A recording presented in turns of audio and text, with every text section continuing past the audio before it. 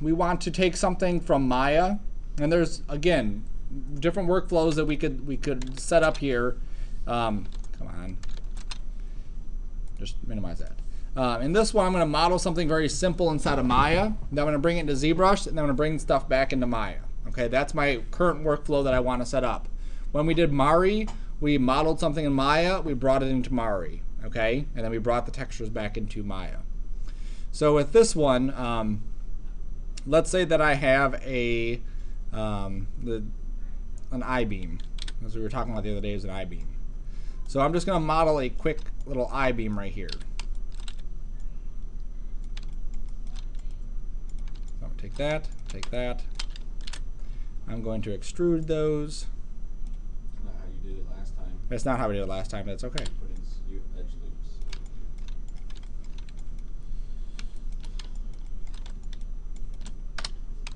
There we go. So I have an I-beam right here, and then I'm just going to fill in the bottom. Now every time I model, it's different. You know, it's hard for me to get into one specific way to model. Like even this, I'm not happy with that edge loop, so I'm just going to do a fill hole. There we go.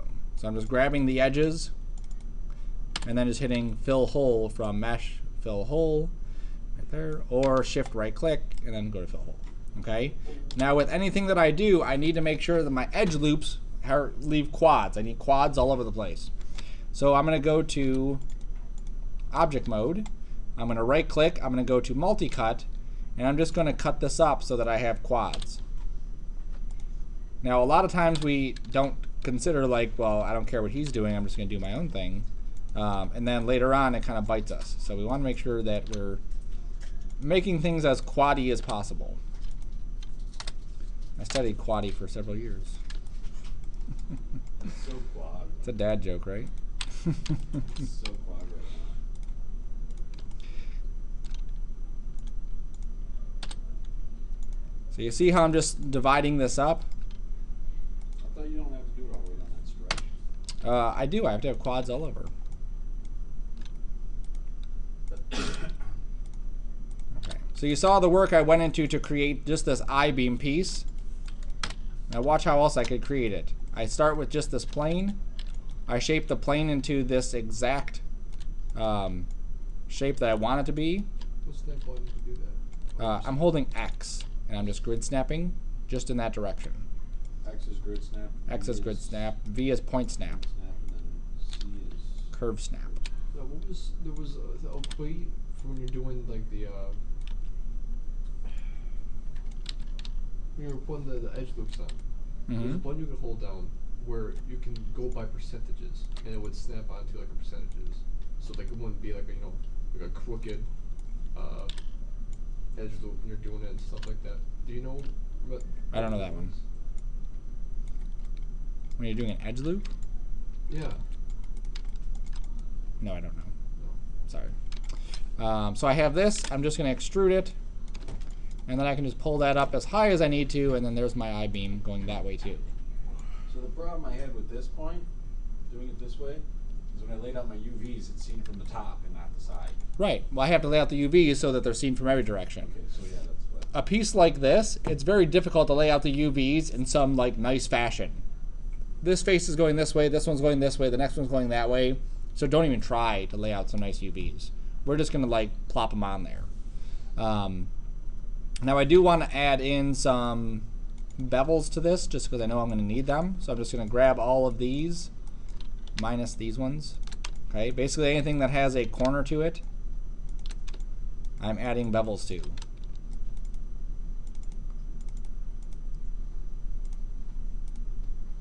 And again, you may skip this step of adding bevels and try to go to the next one, and it may bite you later.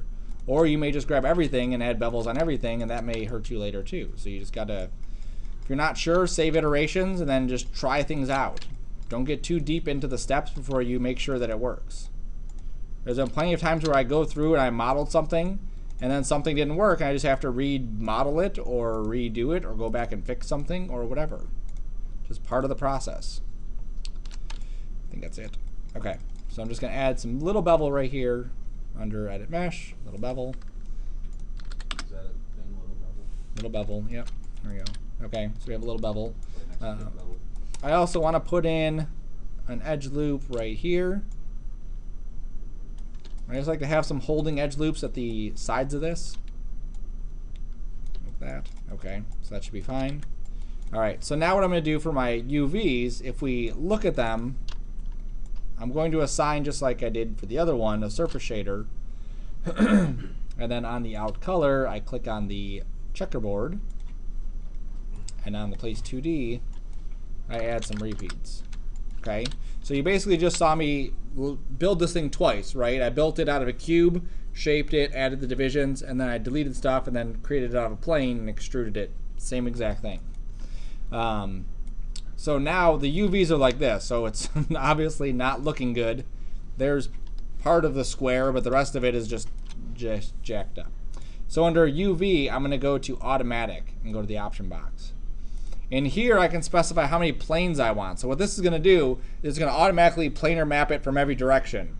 Because I'm going into Mari and into, if I want to go into, I'm going into ZBrush. If I want to go into Mari, I could do that too.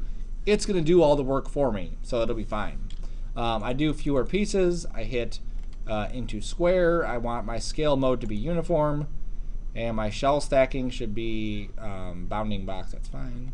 Okay, so I hit project. And this is what I get. And they're stretched out because it creates these ones that are stretched out. So all I have to do now is just square these up so that these are now squares. Okay, so once that becomes square, then these become square. I could probably use a little bit more square, like that. That's pretty good. Okay, and I check the top, I check the sides, make sure all of them are the same. I then go into my UV texture editor. I go to image and say display image just so I don't have to see it. And there's all my UVs. Okay, now just to get better usage of my UV space, I want to put a division right down the center of this and just cut off half of these. Because if I cut half of them, I can take this half and move it down here. All right, so I'm just going to do that real quick. I just go to my insert edge loop, put it, I'll just even do a couple of these, like there and there. Okay. So by putting in those divisions, I now have, come on, let me save before this crashes.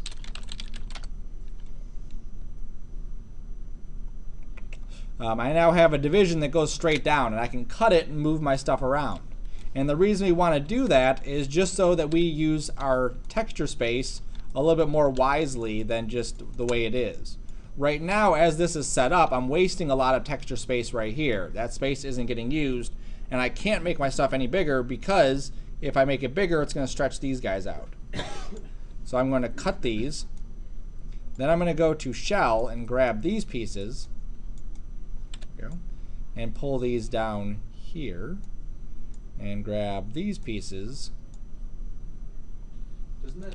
I think those would be fine there. Doesn't that repeat the pattern though funny when you cut them in that spot? Nope, as long as I leave it right here. Now, if I'm going to drop in a regular texture from Maya onto this, Yes. yeah, it's going to look weird. Mari, no. But because I'm going to Mari and I'm painting this, it automatically patches it correctly. Oh yeah. It paints it right across every single piece. That's one of the great things about it.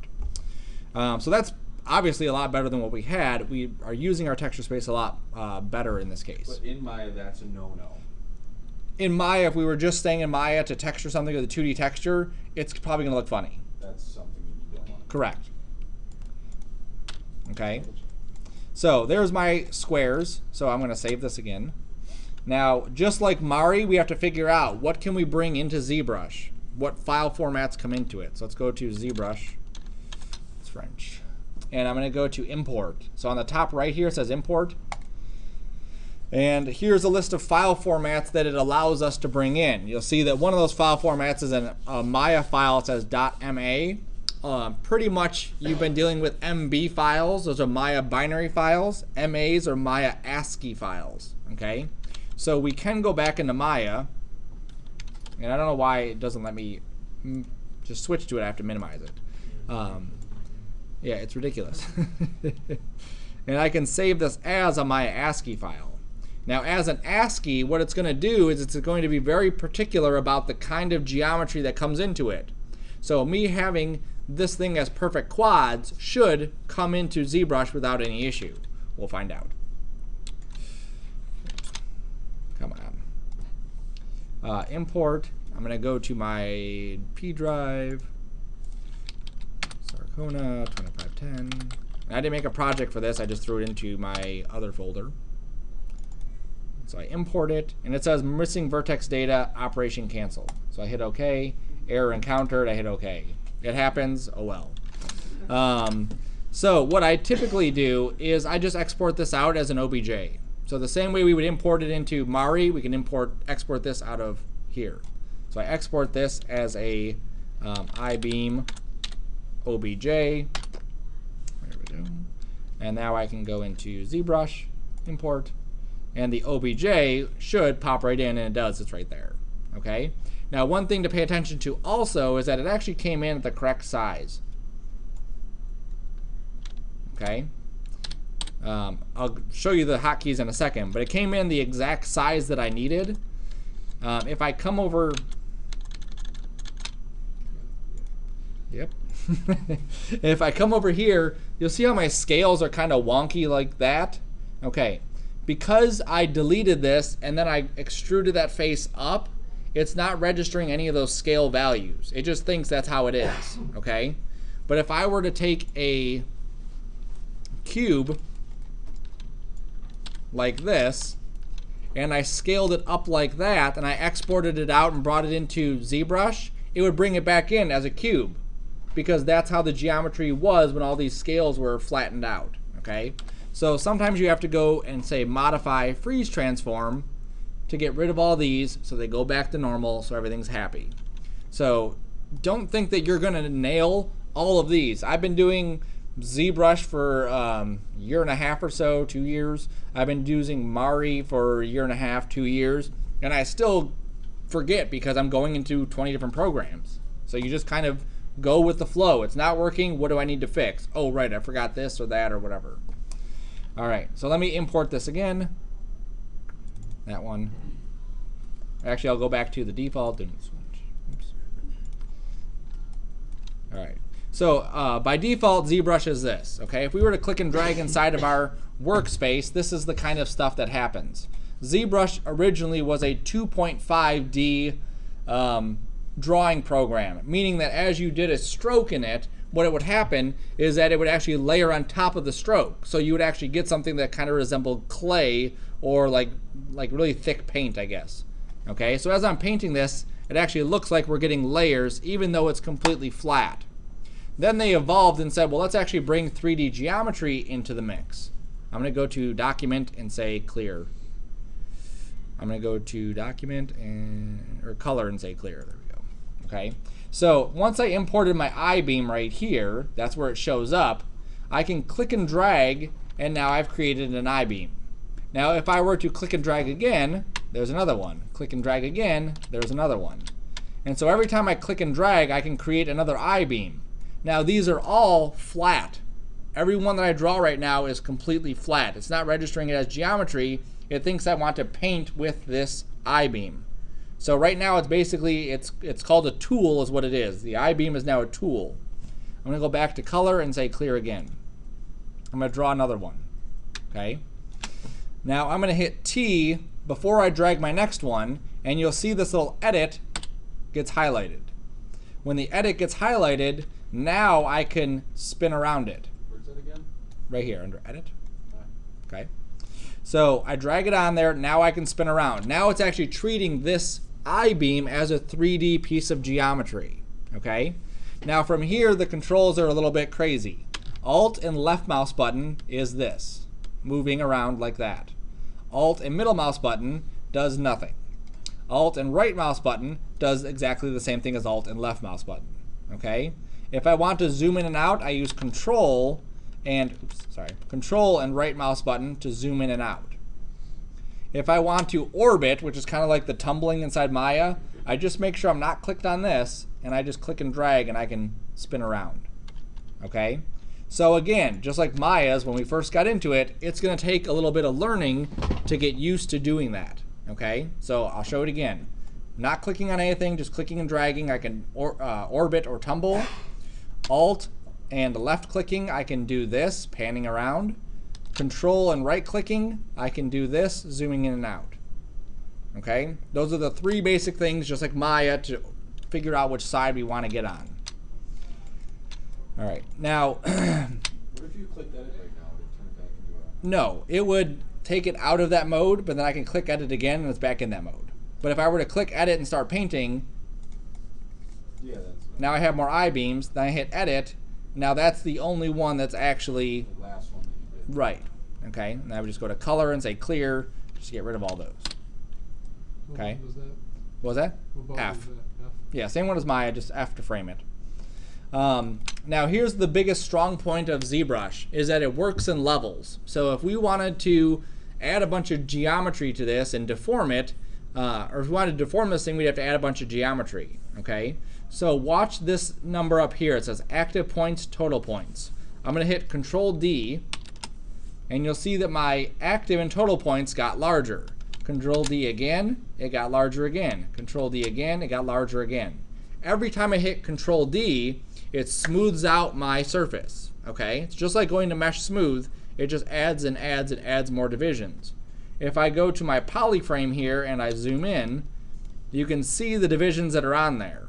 Okay, now here's what's neat about it is I can hit Shift D, and now I'm going back in divisions. Okay, so Shift D actually lets me see what it was before I did anything, and I can tweak stuff. Or I can hit D now and go up to where I had a bunch of divisions. It's not uncommon inside of ZBrush to have millions of polygons. That's what we're seeing here is active points. Okay, so right now I have 835, 3.4 million polygons for this I-beam.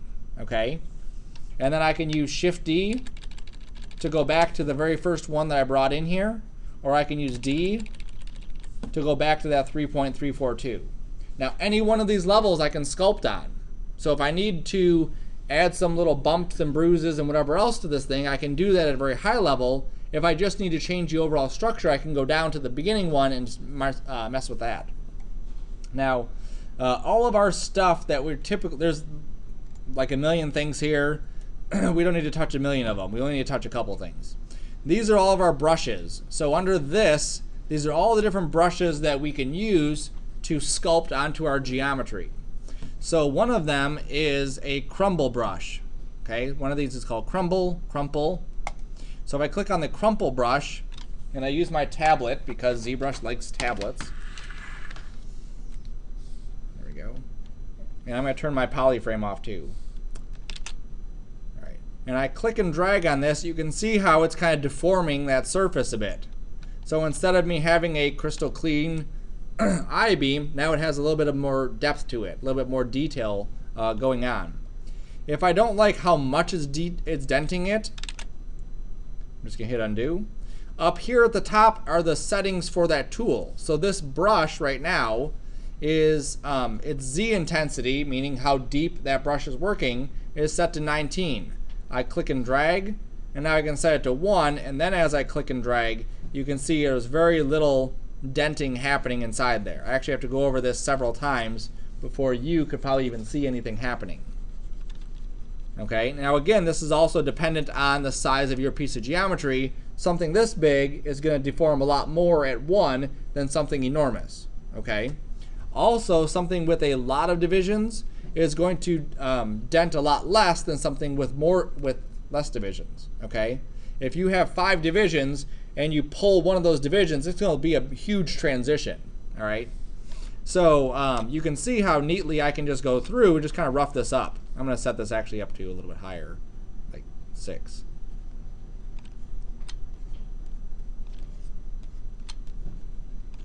Okay, so I'm just kind of like roughing this up a little bit just to give it some detail. I'll spin it around. Oops. The only thing I don't like about it is because there's no button, when you're close to the side, it just spins stuff around. There. Alright, so now we've kind of roughed this thing up a little bit more. If I hit Shift D, watch how I can go back down to the lowest resolution. And if I needed to do any changes here, I could do changes there. Or I can go like halfway between and add some changes too. And all the changes will trickle into all the other levels. Okay, I can even go over here to crumple and add a different brush. So one of these is, there's a fold, there's smooth valley, soft clay. A lot of these I don't even use, there's just a couple. I'm just trying to see if there's anything else that might. That one, yeah. This? No, the one before. This? Yeah, you got that nice pitted look. Well, this is smooth. That's smooth? Yeah, so smooth will smooth stuff out. Oh, that was opposite. I was Right. going from pitted to... Yeah. So, displace elastic flakes. Let's try Can you flakes. make your own? You can. Now let me go up a higher level. Yeah, let's put a big Transformers dent in it. There you go. Okay. Now, let's say I wanted to go the other way. I wanted to push it in. I hold Alt. Alt on every brush will push in. Okay, so now I've dented the side of that. Now, one of the brushes I'll use a lot is the Move brush. For this, it's not really going to have a huge effect. Move, move, move, right there. So this one, I can literally just grab and push and pull stuff out. So if this is dented or something, I could pull it out like that. All right. Now, a lot of these you use the hotkeys for. So if I hit S, this is my draw size. That's how big my brush is. It's also up here. See the hotkey on the far right? Get to use those because it becomes very handy. Also, right-clicking will bring up this whole menu that has your brushes and everything else that you'll be tweaking with. You have to do all your colorizing in here, huh? No. No. I could colorize in here. But let's pretend that this is an I-beam that I just want to bring back into Maya and just give it a flat color. With this amount of detail on there, I can apply a flat color and it'll still read pretty nice. Yeah. I mean, if it's not going to look, if I don't have rust, obviously it's not going to be rusty or anything. That's what I mean. Right. If I want to add color, definitely, yes. Because of the layout that we looked at before in Maya, that was a no-no. Right. Have the right UV layout, and it's not going to bring it back properly. Right. I'm talking about a flat color. If we do a flat color, Yeah. that's fine because it's just a flat color. We did control. All right. So there's also there's a blob one, and all of these, like I said, you need to play with that Z intensity because they're at some ridiculous value sometimes. All right. So we also have alpha channel here, and alpha channel is your own texture. So let's say that I wanted to go to the standard brush, which these work best with. I go to alpha, and I pick something like dragon scales, sure. And I go down here and I click and drag. I'm basically inserting dragon scales into my mesh. Let me go a little bit deeper in detail. There we go. What are you doing? Keep going deeper in detail based on your brush? Well, no, because I hit D, it went more divisions. That's what I mean. Right. As you're painting, if you have a brush that's more intricate, you need more detail. Correct. I have to go to that higher brush. Okay. So now, just for this point, at this point, let's say I'm happy with the way this turned out. I want to get this back into Maya and just see what it looks like. Okay. I put the pen down because I don't like to really use the pen to do regular navigation stuff. So, Put some colors on it? what's that? Put some colors on it. I will. That's next. Patience. Under Z plugin, there's a multi-map exporter. And in here, here's all the different things that we can export from ZBrush. Okay? So we can export displacement, which is actually how much it's moving. So all of these little bits of detail that I added here, see how that's bumped out right there? With a regular bump map, you wouldn't see that bumped out. It would just look like it's bumped out, but not really. It would just be like a square that kind of resembles bumped out. It would look weird. But from a distance, it would look fine. From like back here, we wouldn't really notice it. But when we're up close, we would. So that's where the displacement would be. We'll skip vector displacement for now. A normal would be another one. So normal is essentially the bump map. If you're going into Unreal, there's no bump maps. It's a normal map that we would take. So I'm going to say displacement. I'm going to say normal. I'm going to go down to my export options. And under displacement, I need to make sure it's a 32-bit image. I need to make sure the midpoint is 0. There we go. And don't want that. Adaptive means it's higher resolution. That's fine. That's good there, good there. Okay, so everything's good. So I went to 32-bit, mid, 0, and adaptive. That's all I changed there. And then for the normal map, I want this to be a tangent normal map. I want this to be, I think that's it. Adaptive too, I'll do it tangent and adaptive. Okay, so that should be it. So now I'm going to export these out. So I say create all maps. I'm going to put this in my source images. Okay, and now what it's going to do is it's going to flash on. There's going to be some lower res versions, higher res versions, and eventually it'll say all done. And then we can go back into Maya and we can actually start applying these maps to our stuff. Okay, now because of this workflow, if something's not right, it's no big deal. We jump back into ZBrush, we tweak it again, export it out, and then play with it. So it's not like you just go into ZBrush, do all your stuff, export it, and you're good. There's always going to be this back and forth of tweaking, tweaking, tweaking. Okay, so this is saying 5 minutes and 45 seconds. Because I have so many divisions on this, there's a lot of stuff that's going to be going on to get that to turn out nicely. Would you send it out as normal? As a normal and a displacement. Two? You can click both? Or? Yes. I can click that. I can also click texture paint. I can click cavity. Same one. You don't select one of them. Yeah, you grab each one individually to say I want each one exported. So a normal and a displacement? Mm-hmm. ZBrush will do this. If you disturb it at all, it just turns white, and then of course you're going to freak out because it's white and you're expecting it to crash. It's not going to crash. It will finish its stuff. Very, very rarely will ZBrush actually crash. Like maybe once a week as opposed to Maya's once an hour. Okay? I don't know what you're talking about. Once a week, yeah. I don't crash. What's that? You said, yeah, once a week, something over. Yeah. All right, so I'm going to jump back to Maya. I'm going to hide that. There we go. Come over here. All right, so I'm going to drop a material on here. Now, it doesn't matter what kind of material, but just for the sake of easiness of the system, I'm just going to make a thong. Okay, so if this was part of my scene, I would use a Mia or a Mila and put it on a Mila. It works the same way. So the bump map here, that's where I'm going to put that normal map. So I'm going to click on the bump.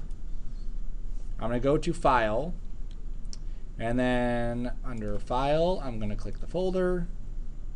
And then in here, you'll see I have a DM and an NM. The NM is my normal map, and the DM is my displacement map. Okay, like I said, the normal is going to be blue, purple, whatever. And then the displacement's going to be black and white. We can't see it right now because it's 32-bit, so it doesn't show it. So I click that, hit open. I save it. There we go. And now if you look, you'll see that this definitely looks like it's banged up. Okay, if I click on it, you can see how many divisions we have in this. Very, very few divisions. The rest of that information is just coming from what I sculpted inside of ZBrush. So all of those things, perfect. There it is. Now, you can go deeper, right? So everything I show, I'm showing the surface of this. We can go deeper, because right now what we're doing is we're using one UV map for this normal map. I can make a brand new UV map and use it for something else. So if I wanted to, just so we can see that process, let me delete history. If I go to this Fong and I color this blue, okay, so it's blue and it still has all of that detail to it. If I were to render it, let me pick a different blue because it's hard to see on that blue. There we go. You'll be able to see that detail is still on it like that. But we still have one solid color going down the entire thing. Well, what would be neat is if I had a ramp that varied the color. So what if down here it was white and on the top it was blue or whatever, okay? So some things we can do. If I click on this map, if I use a 2D texture, any 2D texture uses UVs, okay? So any one of these that I pick is going to use the UV map. If I go to 3D textures, any one of these will actually use Maya's own 3D space to figure out how to project that on there. So I could use something like Crater, which is going to look ridiculous right now, okay? But if I choose colors that are maybe more appropriate for what I'm trying to do, you see how I'm just giving this random colors like this, and then I can adjust the frequency or change the melt. And what this will do is it'll keep that same bumpy pattern, but add this on top of it. So now I have this, which obviously that doesn't look wonderful right now. Let me go and go to my place 3D texture and just make this a little bit bigger. 3, 3, 3. And maybe pick colors that are a little bit closer together. There we go. So now it's varied the colors of this and given us that little bit of extra bumpiness to it. Okay, so that's one way we could do that. Another way we could do it is, let's say I went to UV map and I went to planar mapping, and instead of me leaving the defaults like this, I just said make a new UV map that says color UV. Okay, now I projected it the wrong way, so I'm just going to rotate it and scale it up. Like that. Good enough. Okay. So now that didn't affect the normal map. Okay, I'm going to delete this color. So the normal map is still there. But what I'm going to do is click on the color and map a ramp to it. And on the ramp, I'm going to say I want this piece to be this lighter yellow color, and on the top of this I want this to be maybe like a bluey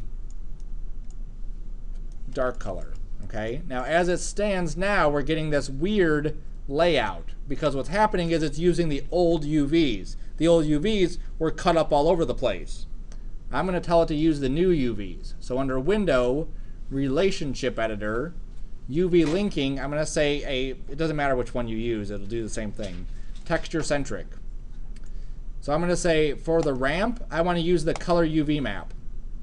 Okay? So when I click on the ramp, tell it to use the color UV map. Now it's using that color UV map to lay out the UV for the color. So now I can use that normal map as just a normal map and have this kind of variation of color inside there. That way I'm not locked to just this one kind of setup. And what I can do with that also is, okay, let's say this one is blue right here, okay? Instead of this one just being blue, let's say I'm going to click a map on this and go to ramp. So I added a ramp on top of a ramp. And just so it's obvious, I'm going to make this green, and I'm going to change this to a U ramp, okay? So I'm going to hit the back button so we can see what's happening here. Look at the top of this. This is what it's making for this texture. So the top left is green, the top right is white. That's coming from that other ramp, okay? The bottom of this is coming from this color. I'll make it apparent by going to like a blue.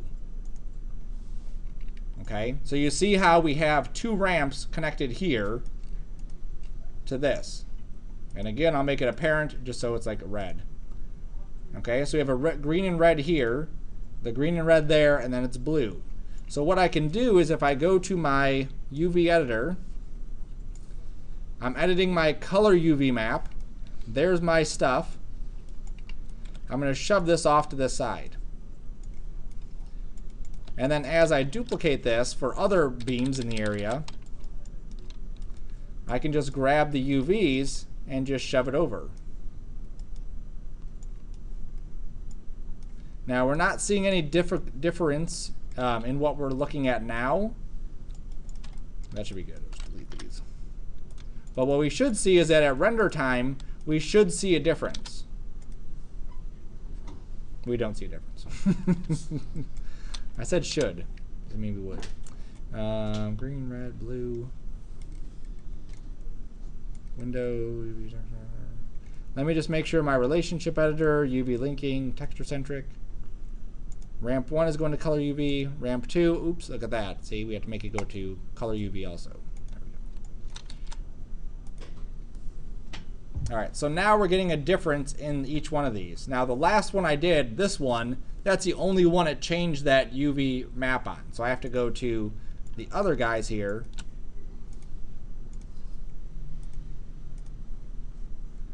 Ramp 2, color UV. There we go. Oh, come on. Someone write me a script that will just do this for me. 2 there. Grab this. 2 there. All right, so now you see we have one texture, but now it's producing different results for each one of these.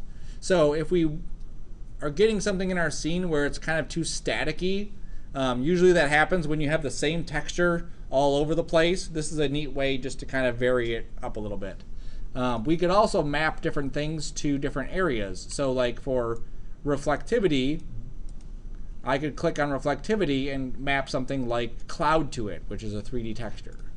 And when I map something like cloud to reflectivity, what it's going to do is it's going to vary the reflectivity kind of randomly across these.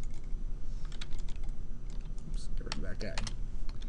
And just so we can see it a little bit better, let me just make a little room or a little plane.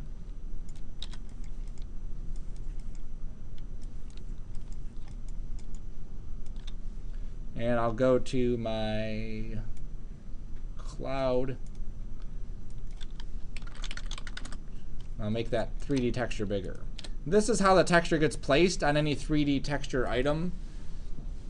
So now we can see we again have another level of detail on top of what we've already done. Okay? So that's all normal map, and you can do a lot with normal maps, and they're great. They add no more geometry to your scene. The render times for this were only like a second, which is great. Now what I'm going to do is go to delete history on this again. I'm going to go and add the displacement map. Okay, so now on this Fong, same thing for the Mila, same thing for Amida, same thing for every other material. This is the material node. I need to get to the shading group node. So I click this back button here, and that takes me to the shading group. This is where the displacement material button is that I can click on and then map my file. Okay, so I clicked on the file. Here's the file. I go to my displacement material. I turn this quadratic to off. It's going to give me an error down here sometimes that says, I don't know what you're talking about. And so if I go to my settings and preferences and I go to the plugin manager, basically what it's telling me is it can't read my TIFF. My TIFF is a 32-bit image, meaning that there's a whole bunch of data stored inside of it. There's a TIFF reader right here, TIFF reader float reader. It should be reading it if that's clicked. It's just not. So I'm going to go to Photoshop and I'm going to open that up. There's the image. I'm going to save this as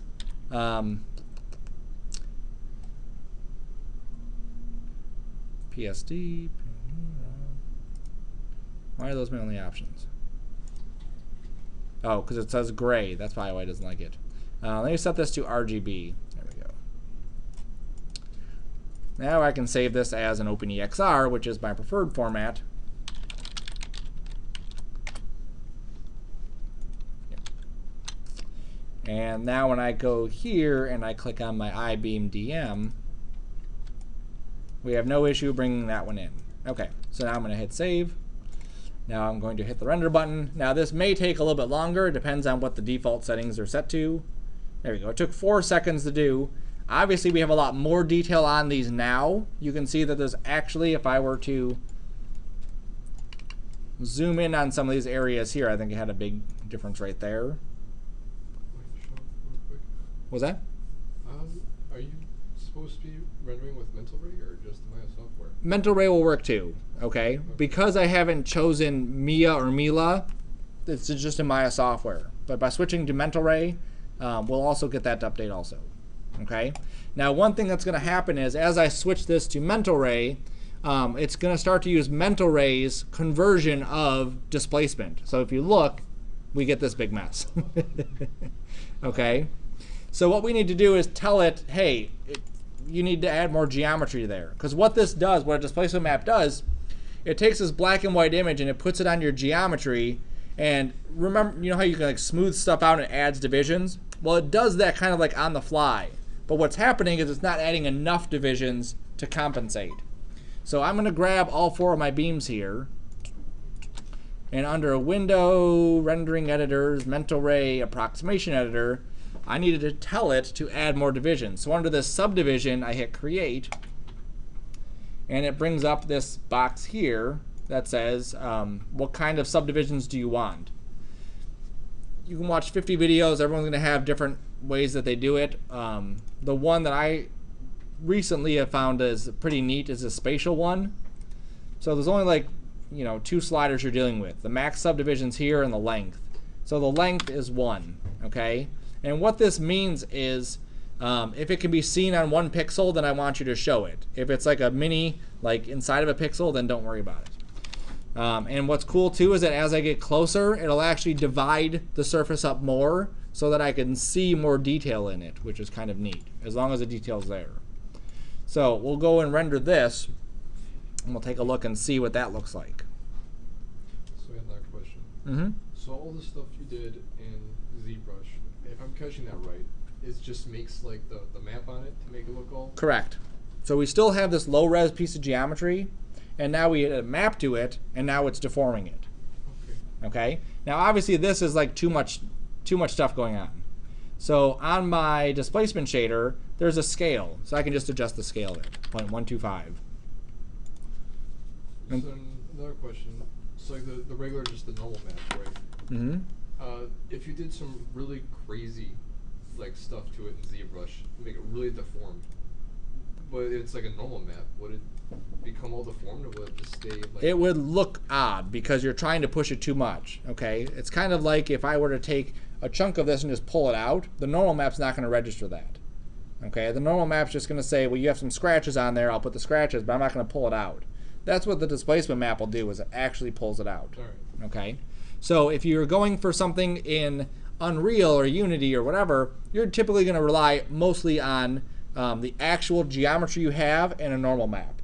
So here it is with the normal, or with the displacement, you can see that my perfectly straight surface is now bumping out some. Okay, so if you wanted that look inside of Unreal or Unity, you'd actually have to add the geometry to bump it out, and then add a normal map on top of it. Could you do that? Like, could you export the stuff you did like that as like all the geometry? Yes. In ZBrush? Yes, that's the part I'm going to get to next when I start coloring it. All right. Okay. Oops. Where'd Maya go? All right. So we can play with a lot of stuff inside of here as far as like how big this is and how much deformation we're getting, which is, again, it's a great tool for us to add deformations and add geometry shaping to it without actually having to go through that whole process. I've seen entire characters where they've done a super duper base mesh inside of Maya, brought it into ZBrush, sculpted the crap out of it, and then just exported the displacement and dropped it on, and then it was boom, there it is. Okay, so you can see very quickly we're able to create these wiggly things. Now it looks weird because my reflections are really high, so I'm just going to break my cloud, or I'll just darken my cloud. There we go.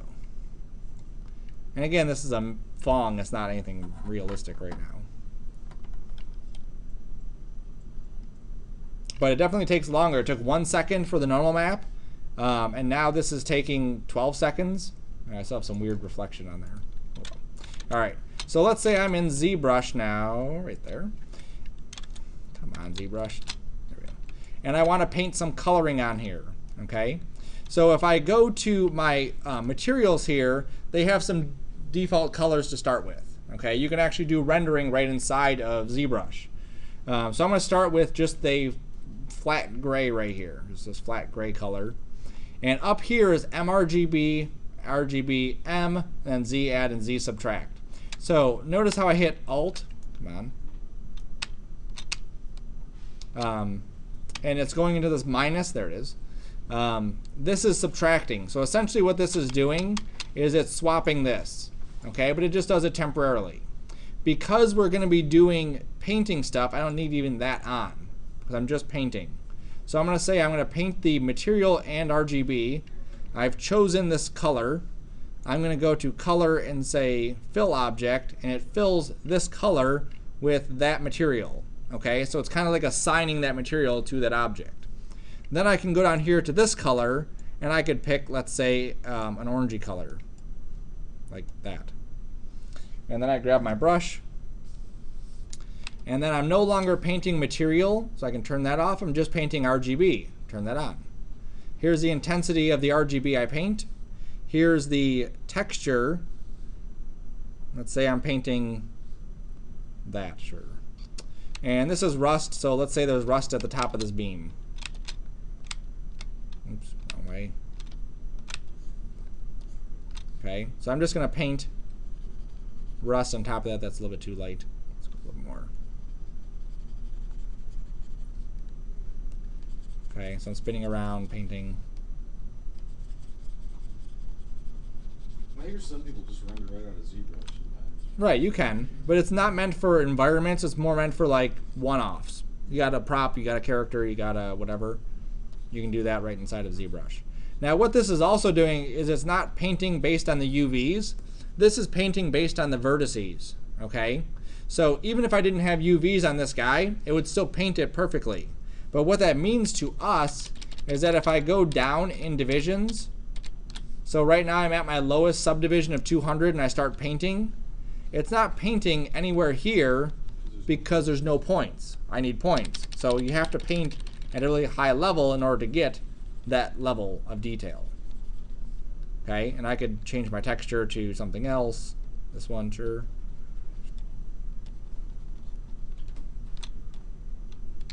Change my brush size. There we go. And just for fun, just so we can see it, I'll paint some dark green on here too. The hardest part about any program is all the hotkeys. Come on.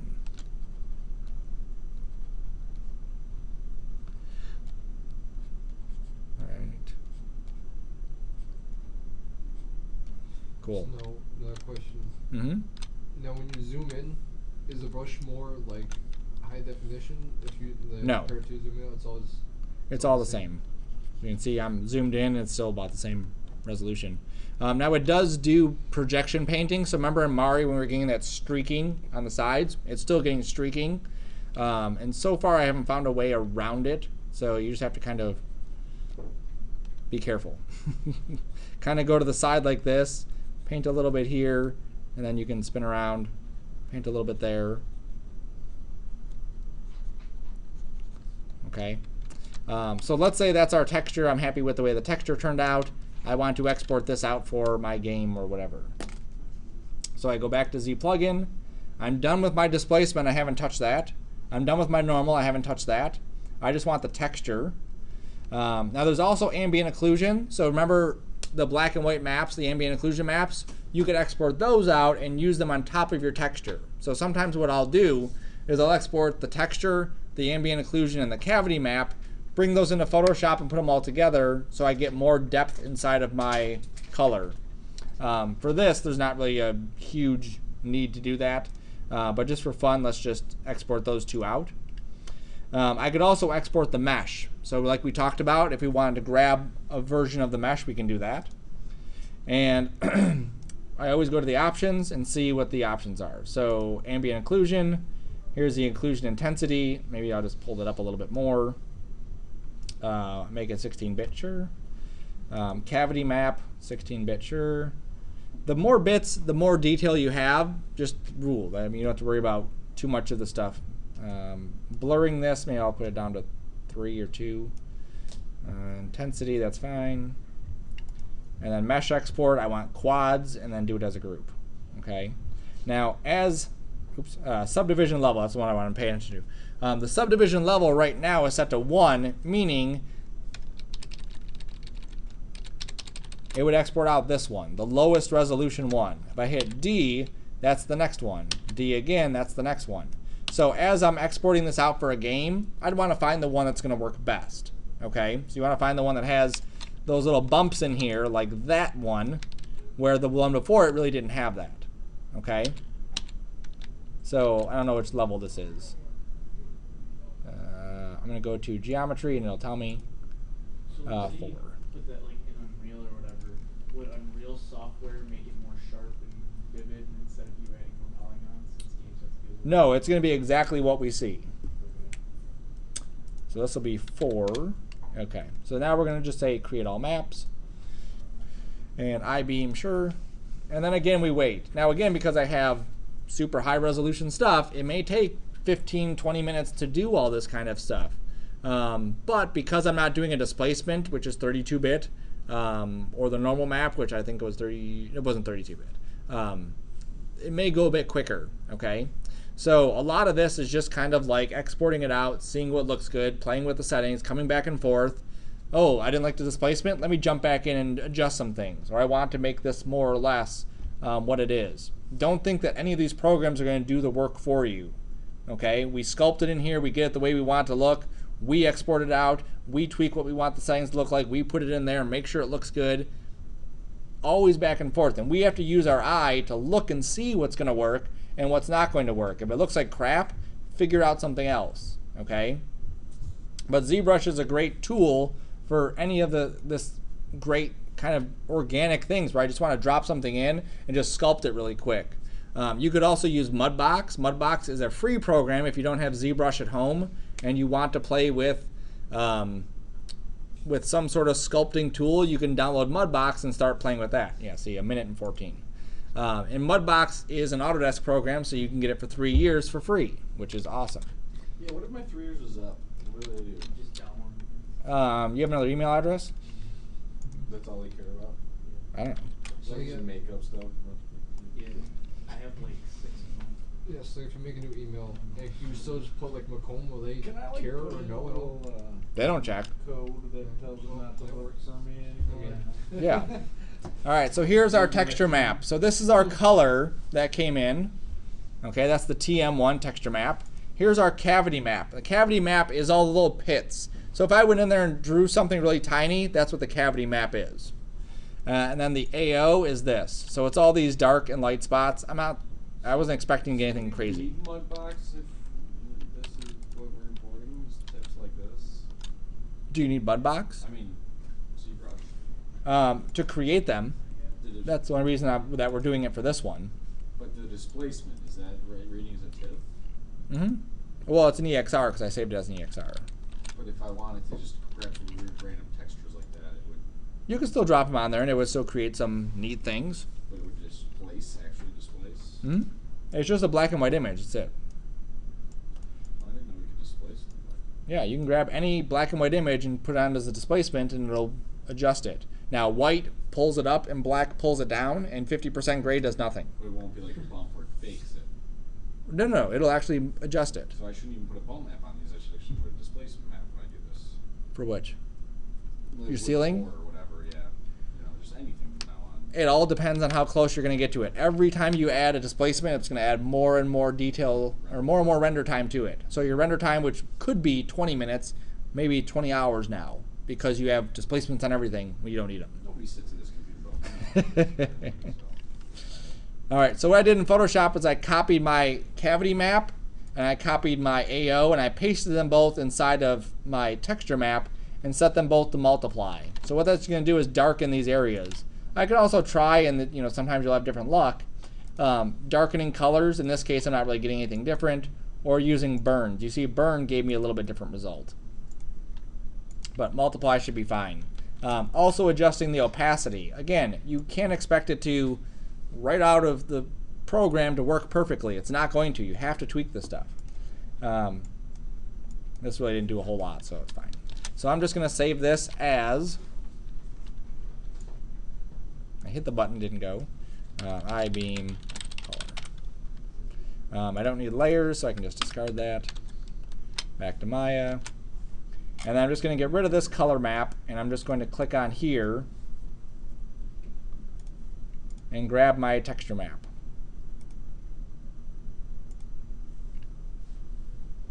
I-beam color. There we go. So now I have that color map from there. Now you'll see it did something weird with the AO, where it just painted it weird. And again, we could fight with it all day long, but realistically it's an I-beam. Put a ceiling there, cover it up, right? The issue is where they're at. That's the only issue. So if we just covered those up, then it wouldn't be a problem. Now we could also go, like we exported the geometry, we could import that geometry in there. It puts it inside of source images, so I have to go grab it. There's the I-beam OBJ.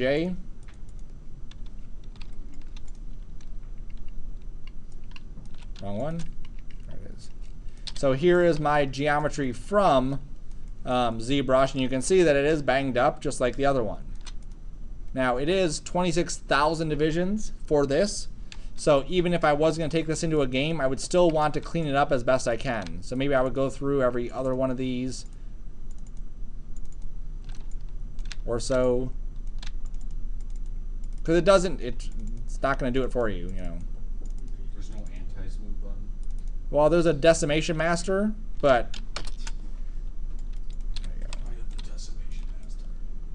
Okay, so again, you kind of have to pick your battles as to where you want to do your work. Bringing a 24,000 polygon beam into your game and duplicating it 20 times is going to bog things down. You know, characters are like 10,000 polygons for the lower res ones. So yeah, so you gotta figure that out. It might be easier to take this guy here and just go like this. You know, instead of trying to fight the battle of where's all these things going on. Right. Okay. So that's a great way that we can use ZBrush to really tweak the stuff. There's a trillion other things inside of ZBrush that we can continuously play with and tweak and modify and whatever else. That's the nitty gritty of it. Control S saves, always remember that. There we go. There's a whole bunch of stuff that's over here that you can tweak and play with. The more comfortable you get with doing just like this kind of stuff, or just getting in, screwing around, and then getting out, the easier it's going to be when we get to other assignments.